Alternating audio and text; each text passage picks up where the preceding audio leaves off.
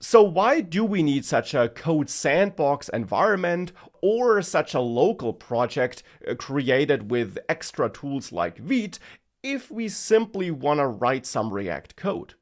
Why can't we just create an HTML file and a JavaScript file and reference the script file from inside the HTML file and then put our React code into that script file?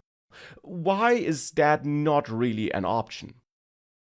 Well, it isn't really an option because when writing React code, you'll use this special HTML in JavaScript feature, which I already showed you earlier in this section. This syntax is called JSX, and you will learn more about it throughout this course.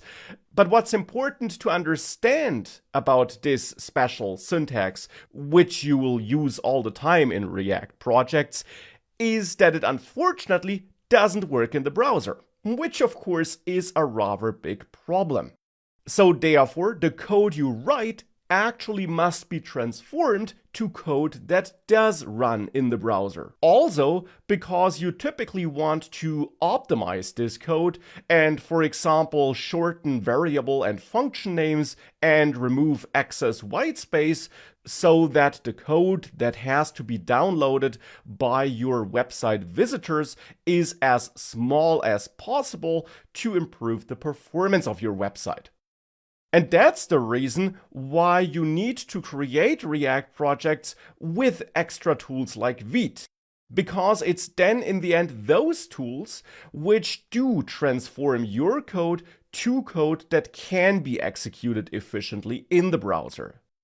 That's why you can't just create a basic HTML and script file, but why you instead do need those extra tools. But fortunately, as you saw in the last lecture, creating projects with those tools is pretty straightforward.